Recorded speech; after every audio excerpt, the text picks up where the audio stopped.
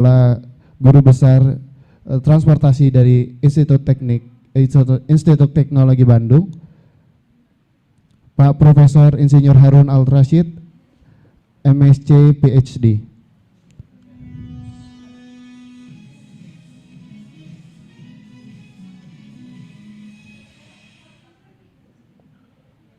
Selamat siang semuanya. Assalamualaikum warahmatullahi wabarakatuh. Salam sehat semuanya ya. Ini saya panggil enaknya apa nih? Kawan-kawan, adik-adik, om-om, tante-tante. Luar biasa nih ya, insinyur muda. Kata Pak Basuki tadi banyak ya, tapi yang nongol oke lah. Mungkin ronde berikutnya harus rame nih ya. Nah, saya udah ngikutin dari pagi ya, saya senang sekali. Kalau masih ada Pak Menteri kita, selamat siang Pak Menteri, Pak Basuki. Kemudian ada tadi juga wakil atau yang mewakili Pak Menteri Perhubungan, selamat siang.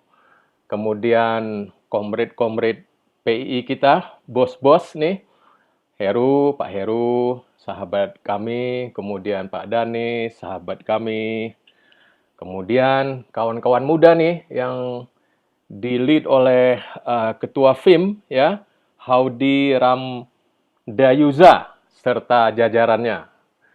Selamat siang. Ini udah lapar apa gimana nih? Udah jam segini? Masih ini ya? Masih mau mendengar ya? Saya udah membagi bahan. Tadi saya pikir acaranya panjang, ternyata acaranya singkat ini ya. Saya harus memadatkan. Yang pasti bahan saya malah udah saya share dari pagi ya. Jadi silahkan aja dibawa dan dilihat-lihat. Dan kalau ada pertanyaan boleh di chat. Atau juga kontak di email juga ada dan nomor kontak saya juga ada. Jadi pertama-tama saya ingin mengucapkan terima kasih nih. Udah diundang ya untuk sharing dengan kawan-kawan semua. Kalau saya kan dosen, jadi sebetulnya udah biasa ya. Udah biasa berhadapan dengan anak-anak muda. Tapi anak-anak muda yang hadir hari ini kakak-kakaknya gitu kan, yang udah lulus dan udah bekerja, barangkali ada yang 10, 15 tahun gitu. Nah, mungkin langsung aja deh ya. Untuk ini saya mau kasih video cepat aja 3 menit ya. Cepat aja. Mungkin juga udah ada di apa itu? Di apa kita? Di Dropbox ya. Dropbox sharing yang udah saya sampaikan. Mudah-mudahan udah kelihatan ya.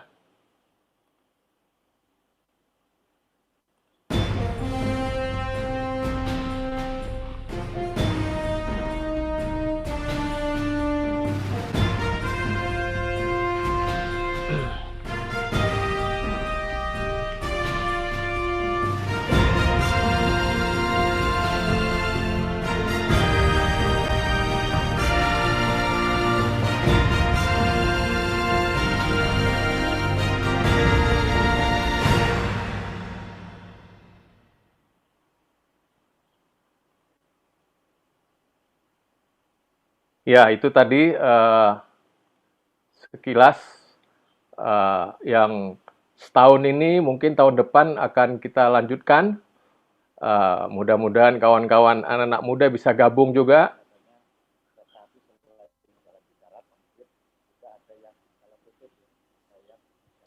Ada yang bocor suaranya.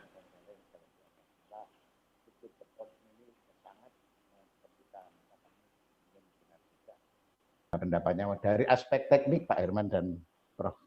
Priyo Suprobo. Nah kemudian dari informasi Pak Imam harus ada yang bicara mengenai powernya. Saya yang dorong kereta api. Baik, mudah-mudahan udah kelihatan ya sharing ininya.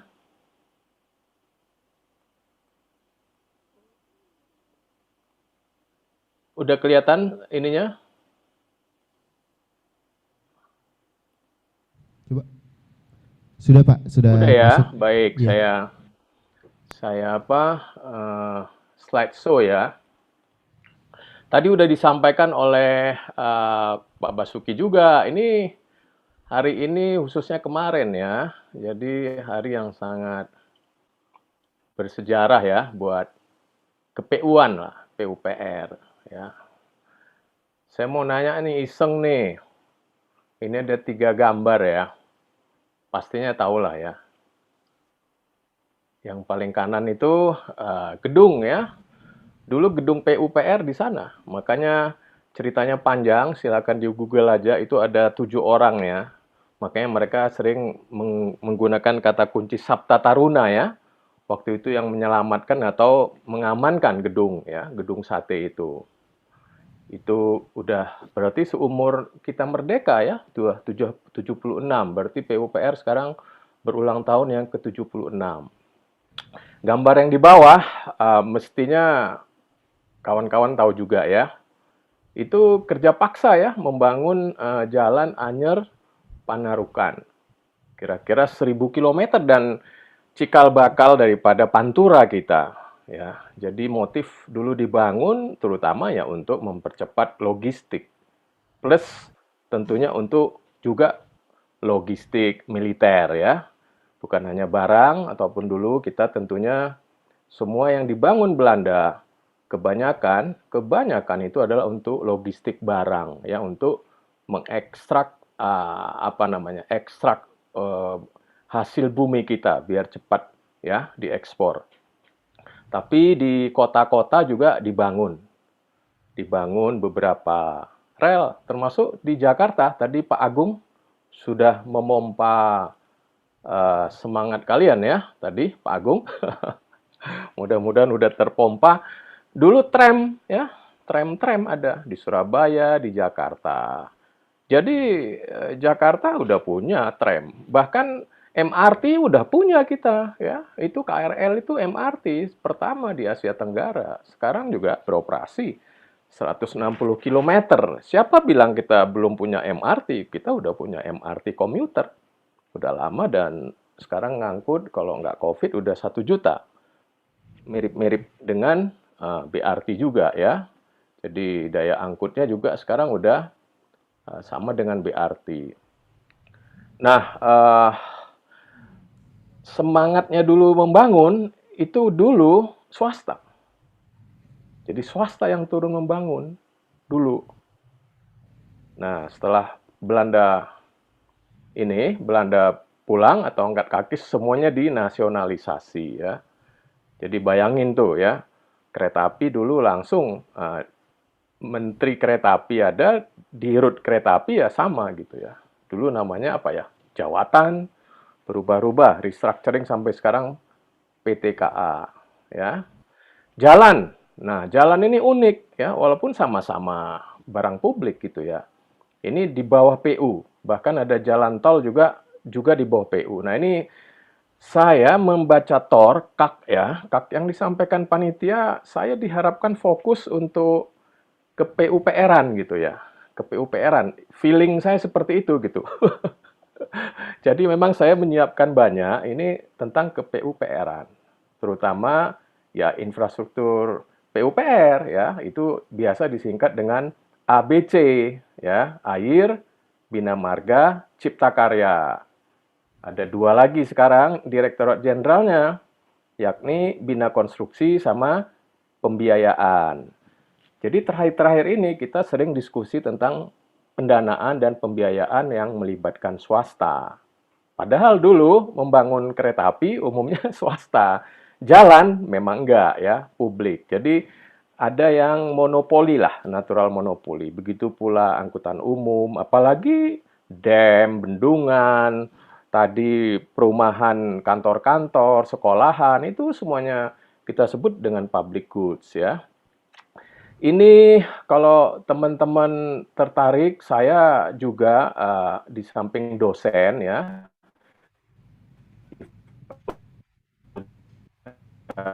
di beberapa kegiatan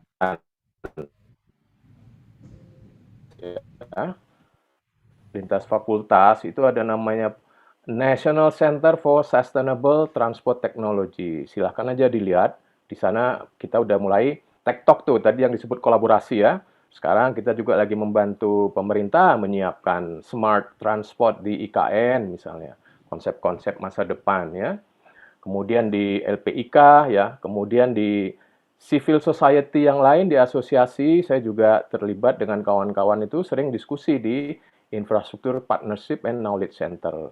Kemudian ada satu lagi itu masyarakat infrastruktur Indonesia. Jadi itu juga sama, kumpul-kumpul juga di MTI, juga di PII, bahkan terakhir nih di Kadin ya. Kadin juga 2 hari ini sedang berkumpul ya. Rapimnas di Bali. Tadi Pak Basuki itu termasuk yang kayaknya mobile sekali ya. Rasanya dia kemarin masih di Bali. Mas Heru juga ketum kita mestinya masih di Bali ya. Nah, saya jadi melihat dan menyampaikan dalam beberapa saat ini, cepat aja ya, dari sisi pandangan akademik. Karena kan adik-adik ngajak mau melihat future.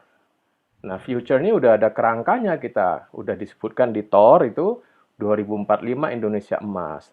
Cuman belum kita stempel ini ya, belum kita stempel nantinya menjadi RJPP, mengganti RJPP yang selesai 2025. Jadi ada yang tahap 2 sampai 2045. Banyak sekali ya prediksi-prediksi yang dilakukan oleh lembaga-lembaga asing bahwa kita paling enggak ya optimis bisa jadi 4 besar dunia gitu ya. Dengan penghasilan kita mestinya bisa 3 sampai 4 kali lipat kalau kita mau lompat lepas daripada middle income trap ya namanya itu sekitar 12.500. Kita sekarang sebelum Covid udah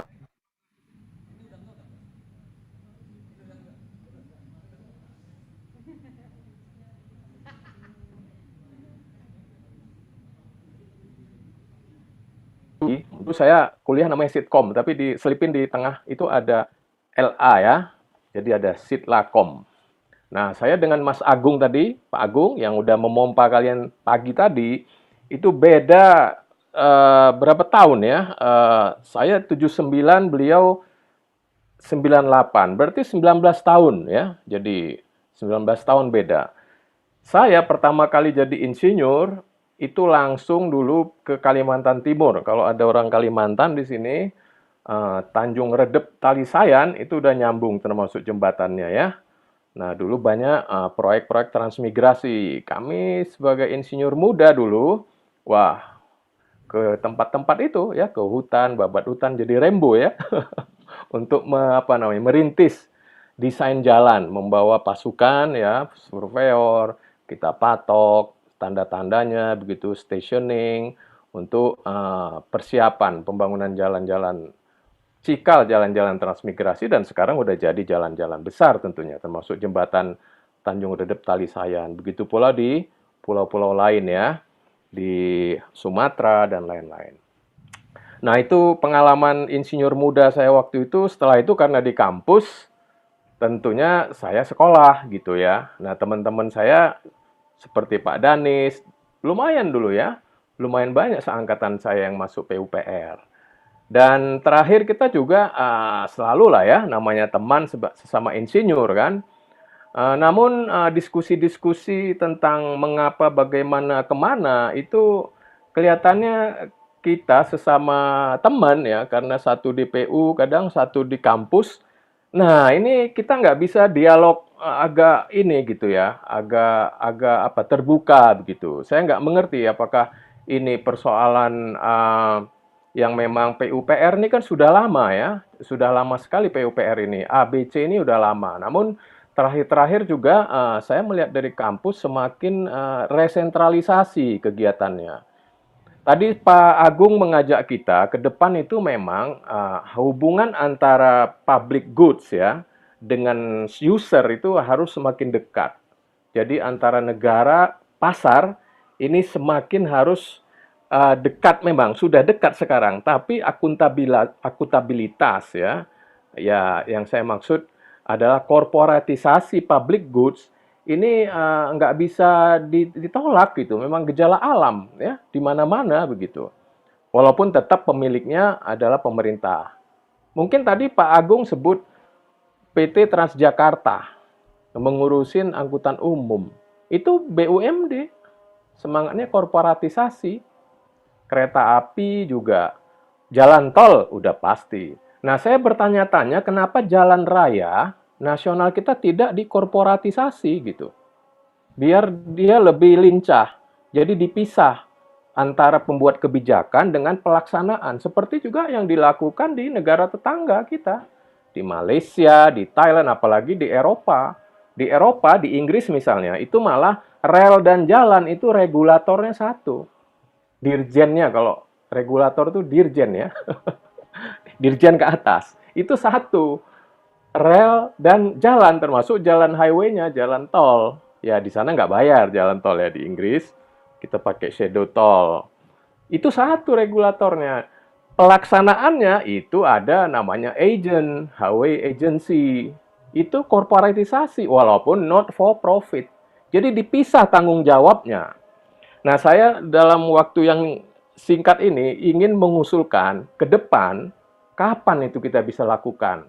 Kalau bisa secepat mungkin. Jadi balai-balai yang ada sekarang, termasuk juga rel ya, kereta sekarang juga sama.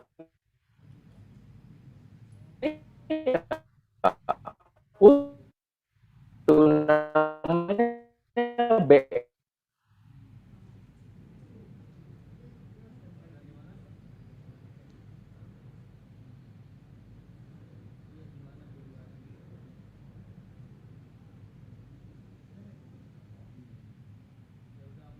Pertama, secepat kan aset-aset publik jalan dan rel ini ya dikorporatisasi. Walaupun PT KA sudah ada kan, tapi PT KA itu hanya mengurusin roda yang bergulir. Dia tidak mengurusin rel ke bawah. Maksudnya tidak diberi, dia hanya dipinjemin. Rel itu hanya dipinjemin oleh pemerintah. Pemerintahnya diwakili oleh balai-balai itu. Jadi kenapa tidak ada PT rel gitu loh. PT jalan, ya apapun namanya, tapi terpisah tanggung jawabnya, terpisah portofolionya, sehingga tanggung jawabnya jelas. Satu membuat kebijakan perencanaan jangka panjang, strategi, satu lagi lakon. Lakon, artinya kalau udah dikasih uang tidak beres ya bisa ditagih gitu. Kalau di atas mengawasi. Nah ini yang paling penting. Jadi governance untuk mengelola aset manajemen baik yang barang baru, greenfield maupun yang lama. Ini harus kita pisahkan dalam jangka panjang ya. Kalau bisa jangka menengah. Nah ini usul yang nomor satu untuk future infrastruktur. Ini di rumah saya ada beberapa masjid, jadi ini bergiliran. Mudah-mudahan tidak terganggu ya. Saya lanjut aja karena waktu. Cepat aja. Nah, saya mau pindah topik sedikit tentang perumahan. Karena infrastruktur, nanti kita lihat lagi. Ini panjang ceritanya infrastruktur. Perumahan itu dipisah gitu ya, seolah-olah. Jadi PUPR ini Public Works ya bahasa Inggrisnya. Pekerjaan umum sama PR. Perumahan rakyat. Saya nggak tahu kalau di Inggrisin apa ya perumahan rakyat. PR. Ya mungkin bahasa Inggrisnya nggak ada ya. Yang biasa disebut dengan perumahan rakyat itu affordable house. Public housing, kali gitu kira-kira ya. Affordable house. Jadi konsennya PUPR seharusnya adalah kalau masih mau ditaruh housing di PUPR, itu ya memang affordable house. Yang menyangkut hajat hidup orang banyak. Namun di setiap negara, ini yang di bawah ini ya, perumahan rakyat, ini kita bicara peradaban sebetulnya. Jadi di banyak negara, itu malah dia tersendiri. Housing ini digabung dengan urban development. Nah, ada kementerian HUD namanya, gitu kira-kira. Di Amerika ada, di Inggris ada. Dia itu menjadi semacam motor untuk pengembangan kota. Tadi itu yang dibahas tentang kota kan banyak. Mau itu apa aja ya, perumahan, lain-lain. Kota, intinya kota. IKN, nah misalnya, itu udah digarap sama HUD. Gitu ya, Housing on Urban Development. Jadi, Tolong dihitung-hitung, misalnya kita bicara infrastruktur transport ya. Yang ngurusin transportasi darat di Indonesia ini ada 3 dirjen. Tahu ya, dirjennya apa aja tuh? 3 dirjen, Bina Marga, Angkutan Darat di Perhubungan, sama satu lagi apa? Ayo. Kereta api. Nah, jadi kalau mau mengembangkan suatu aset baru, kereta api ataupun jalan kota misalnya yang di luar urusan pusat gitu ya. Wah, udah bingung kita. Jadi tidak ada housing and urban development. Nah, biasa di kota lain tuh ya kalau urban ya urban, konteksnya urban. Digabung dengan housing apalagi transport. Di mana-mana ditempelin itu housing, public housing di jalur-jalur kereta. Nah, ini kedua usul saya. Ke depan, kita harus punya Kementerian Housing and Urban Development. Sehingga kota itu kita bisa rancang mau nambah kota. Jadi, ibarat IKN sekarang, ini maaf nih ya, IKN oke, go ahead. Tapi sebetulnya kalau hitungan pertumbuhan 2045, kita kan bicara future, itu kita akan nambah kira-kira, sekarang kan kasarnya berapa? 250, 260, itu kira-kira nambah kira-kira 90 juta lagi. Bayangin. Jadi akan sebut aja 100. Dan 100 penduduk yang baru ini tidak bisa dibendung. Tidak bisa dibendung. Kalau IKN kita punya roadmap, kan ada roadmap-nya sudah, ini sedang digodok dan nunggu undang-undangnya kan.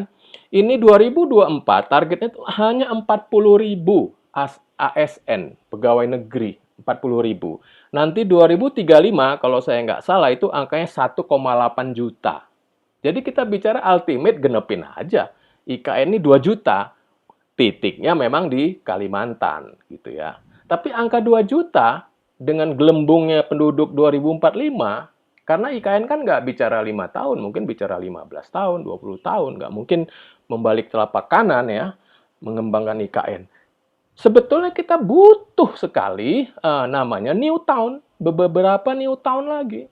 New town lah namanya, bukan ibu kota, tapi kota-kota baru baik di luar Pulau Jawa diprioritaskan dan juga di Pulau Jawa bila perlu gitu. Terutama dengan Pulau Jawa yang sangat tidak bisa dibendung, nanti penduduknya juga meledak. Kalau sekarang 60% dari 250 berarti berapa itu? Kalau 60% dari 240, ya seperti itu. Nggak kita bisa bayangkan Pulau Jawa jadi satu kota pulau. Jadi cikal bakal kereta api cepat yang sampai Bandung ini memang cita-citanya harus sampai Surabaya di rencana induk perkeretaapian. Namun kita tidak punya grand design tentang transportasi di Pulau Jawa seperti apa. Sehingga agak gamang ya pemerintah menghandle persaingan antara ide Jepang dan ide Cina. Nah, ini mungkin kalian udah mengikutin. Apakah kita harus membangun dua-duanya? Apalagi yang satu Jepang ingin kecepatannya tidak secepat yang satu lagi. Nah, ini persoalan. Kembali saya tutup ya untuk yang perumahan rakyat ini. Bayangin tuh, anak-anak muda sekarang. Tentunya ke depan nggak bisa kebayang ya. Saya nggak ngebayangkan sekarang nggak seperti generasi kami pasti. Teman-teman ini sangat mobile. Sekarang mungkin yang laku banyak adalah rumah sewa. Rumah sewa atau rumah sewa beli namanya. Perlahan-lahan jangka panjang bisa dimiliki. Nah, inilah yang dilakukan misalnya di Singapura. Jadi pemerintahnya itu menyiapkan 99 tahun. Mungkin bisa 4 generasi orang tua kita, kalau memang menyicilnya mau lama, sambil sewa, sambil nyicil milik. 99 tahun. Kalau mau lebih cepat ya silakan dicicil lebih cepat. Tapi pemerintah merancang itu. Biar perlahan-lahan mereka bisa memiliki walaupun panjang begitu ya, diberi kesempatan.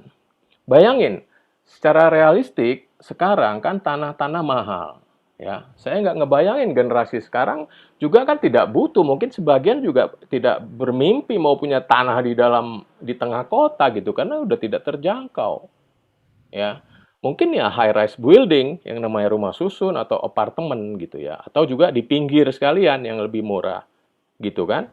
Nah, jadi ke depan itu bayangan saya yang lebih penting adalah sewa. Dan kalau bisa sewa dan beli. Kalau milik, ya ini tergantung lah kan.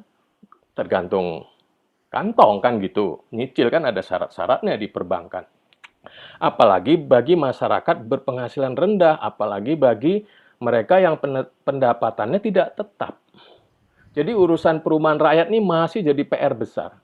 Bukan hanya masalah financing saja, tapi itu dinamika calon ininya, pemiliknya, calon yang memiliki.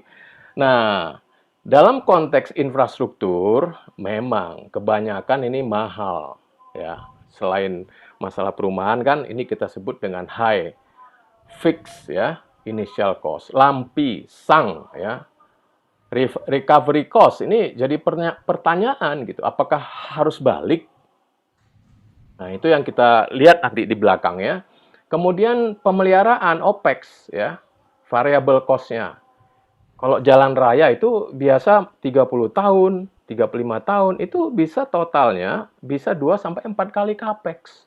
Jadi kalau kita invest 100, itu hitung kalau mau balik modal semua, ya harus tambah 3 kali lah. Berarti 3 tambah 1, berarti 4 kali capex itu harus kita bisa dapat dari pembayaran. Jadi pengembalian infrastruktur itu tidak lain dari user charge kan gitu. Air kalau di dalam PUPR, lalu jalan tol ya. Jadi dari user charge gitu. Kebanyakan dari user charge. Jadi umumnya gitu. Jadi ini memang biasa kita sebut slow yielding ya. Nah, persoalan yang ketiga ya, yang tadi udah 2 ya usulan saya. Yang ketiga, terakhir kita suka mendampingin investasi jangka panjang ini dengan komersial loan. Nggak cocok gitu loh. Ya, nggak cocok. Komersial loan. Ya, nggak cocok lah gitu. Komersial loan ini kan uang-uang masyarakat yang di perbankan dititip. Itu kan ya intermediary, bukan untuk slow yielding seperti ini jangka panjang. Nah, kita udah mengambil resiko itu. Sekarang-sekarang ini, baru-baru inilah gitu ya. Termasuk Rel Jabodetabek, itu PT KA harus berhutang sekitar 18 triliun untuk menyelesaikan yang udah berapa kali dengan adikarya tidak beres-beres, akhirnya ada perubahan Perpres. Namun tetap ada jaminan pemerintah. Kalau shortfall leadership-nya nanti ditutup sama pemerintah. Saya pernah berhitung. Paling enggak itu untuk mengembalikan hutang, 8 tahun dia kalau nggak salah. Itu harus kalau tiketnya 10.000 lah, lebih kurang ya. Itu sehari begitu dibuka sampai dia harus lunasin tahun ke-8, setiap hari itu harus ngangkut 600.000 penumpang. Jabodetabek, rel Jabodetabek. Bayangin, kalau kurang, ya pemerintah harus nombok karena itu jaminan. Jadi dalam perjanjian atau peraturan presidennya, itu akan dijamin. Nah, seperti itu. Ya tentunya yang paling langsung kita nikmati lapangan kerja ya. Kalau tentang growth, ya cerita lain lah, nggak bisa cepat ya. Nggak bisa cepat karena butuh dipupuk juga pasar di tempat di mana dibangun. Sebut aja kalau ada orang Surabaya atau Madura, saya tanya. Tes. Setelah ada jembatan Suramadu, Halo, maaf, halo? maaf, Pak. Ya. Halo Pak Prof. Harun, mungkin bisa dipercepat karena masih ada satu narasumber lagi dan waktunya terbatas, Pak. Mohon maaf, Pak Prof sebelumnya. Baik. Jadi kalau untuk Suramadu, kalau teman-teman ada tahu di Jawa Timur atau di Madura, itu kan sudah lama dia beroperasi dan malah terakhir digratiskan ya lewat jembatan itu. Apakah ada dampak growth-nya sampai sekarang? Nah, jadi ada hal-hal di belakang. Jadi untuk melihat ke depan, kita juga harus lihat ke belakang. Apa kira-kira pelajaran yang bisa kita ambil? Begitu pula pembangunan MRT yang di Jakarta. Apa yang terjadi di sepanjang Fatmawati misalnya. Nah, jadi ada persyaratan, mungkin pembelajaran ketika kita menyiapkan desain, ketika juga kita menyiapkan waktu kita melihat mau titik mana gitu ya stasiun. Ya memang harus kolaboratif memang ya dengan para pemilik lahan di sekitarnya. Kalau enggak ya akan ada sisa-sisa PR yang harus dirapikan gitu ya. Jadi sekarang bagi mereka yang tinggal di Jakarta Selatan, yang khususnya di jembatan ya, Fatmawati sampai Lebak Bulus, khususnya di Fatmawati, itu terjadi sepanjang itu degradasi aset, kecuali di Blok M. Degradasi maksudnya ya dijual nggak laku-laku, iklannya sepanjang jalan, harganya turun gitu. Walaupun ada COVID ya kita ngerti ya, tapi ada masih yang harus diberesin dan untuk itulah PT MRT udah menyiapkan subsidiary anak perusahaan ya untuk bisa mendandani secara cepat biar tidak sia-sia investasi rel yang sangat mahal itu. Oke, saya akan cepat aja ya, ambil ke belakang. Ini mungkin saya sortir biar cepat ya.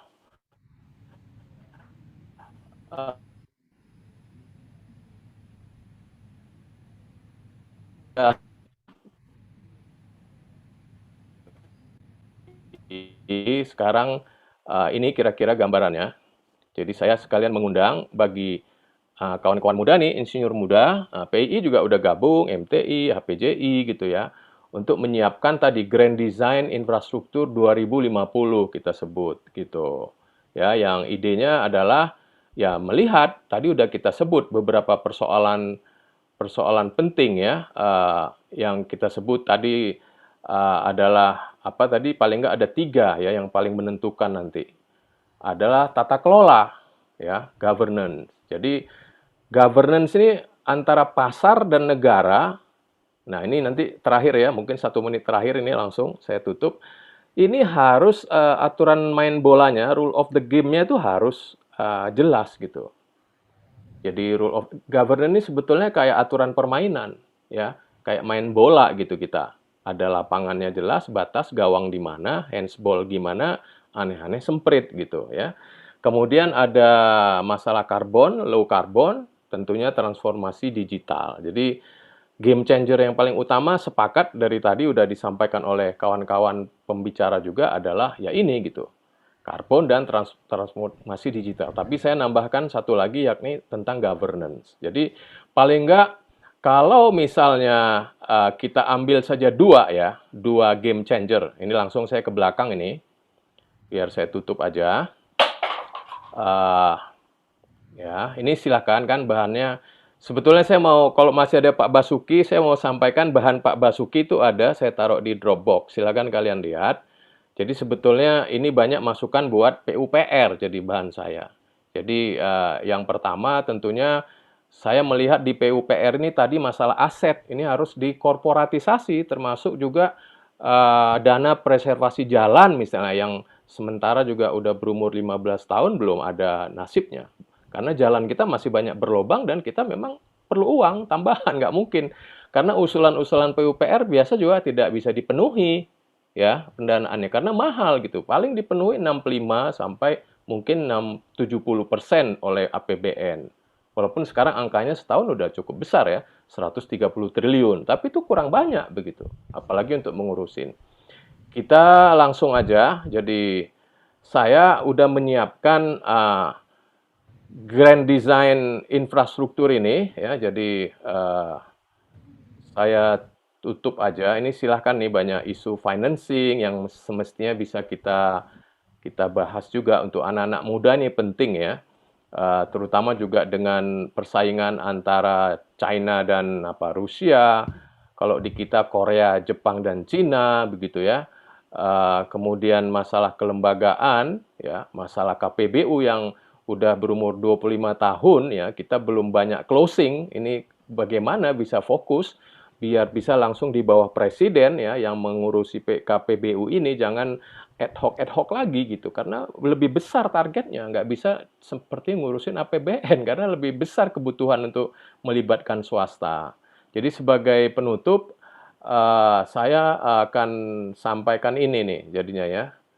Ini ada agenda jadi sebagai penutup saya melihat masih ada missing link belum nyambung antara demand infrastruktur dengan supply duitnya. Padahal duit ini parkir di luar APBN ya. Jadi duit yang parkir ini menunggu kesempatan, menunggu kepastian. Makanya ada omnibus law terakhir, menunggu tata aturan yang lebih baik gitu, menunggu ya tadi sentuhan bagaimana biar ada pasar ini dilihat oleh swasta ya layak gitu. Harus ada risk and return yang pas. Kalau nggak ada gitu, nggak akan. Seperti yang kita lakukan selama ini, closingnya KPBU itu paling kalau mau dipaksakan yang AP gitu kan itu sangat terbatas nantinya kayak kita kredit pemilikan rumah gitu ya. Kemudian persiapan proyek ini masih krusial ya. Demand forecast, lalu persiapan-persiapan data-data engineering-nya, SIT tadi kan, SIT LA juga ya, land acquisition, pembebasan lahan.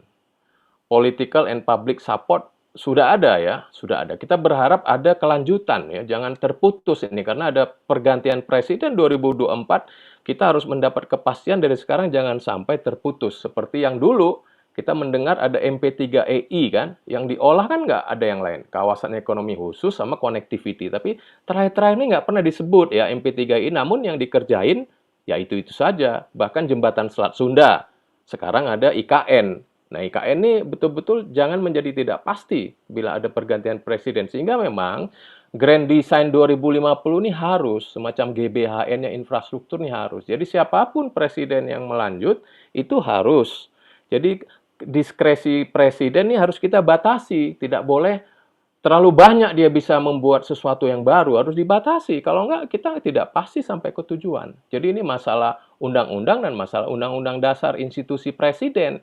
Ketika dikatakan kereta api cepat itu tidak pakai APBN, namun setelah ada masalah pakai APBN, ini kan nggak ada masalah, nggak salah, karena presiden kita adalah kepala negara sekaligus kepala pemerintahan. Apakah ini harus kita atur? Terakhir, jadi ada agenda yang kami sampaikan di sini, kira-kira kayak ininya lah, apa namanya, implementasinya. Halo, halo. Jadi mulai green, blue economy, dan lain-lain. Dan terakhir tentunya kita berharap kompak nih, tadi kita harus berkolaborasi. Halo, Jadi kita harus optimis, kalau kondisi optimis semuanya bagus, governance-nya bagus, semangat low carbonnya bagus, kita bisa menuju optimis. Kalau enggak, ya ini udah selesai nih, Mas, udah selesai. Ini slide terakhir. Jadi inilah kira-kira skenario planning ke depan kalau kita bicara 2050. Ini contoh aja nih untuk DKI misalnya. Jadi ada 4 kemungkinan tadi.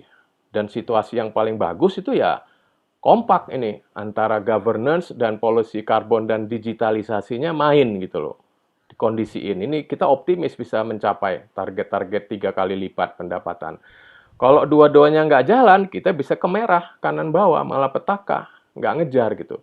Lalu ada kemungkinan di antara itu. Nah, inilah yang paling penting kalau saya lihat semangat korporatisasi aset publik, terutama jalan ya, dan juga kereta untuk dipisahkan antara pembuat kebijakan, strategi, dan pelaksanaan. Seperti yang udah dilakukan kayak busway, seperti itu. Di negara Malaysia juga gitu, di negara-negara tetangga apalagi di Eropa. Itu harus dipisah biar jelas portofolionya begitu.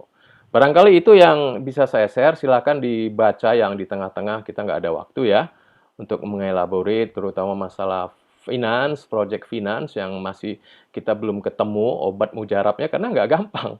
Harus ada prosedur dan kepastian-kepastian. Demikian kawan-kawan insinyur muda sekalian, silakan di take away beberapa dari saya. Assalamualaikum warahmatullahi wabarakatuh. Waalaikumsalam warahmatullahi wabarakatuh. Terima kasih banyak Pak Profesor Insinyur Harun Al-Rashid atas penyampaian dan pemaparan dan sharingnya juga.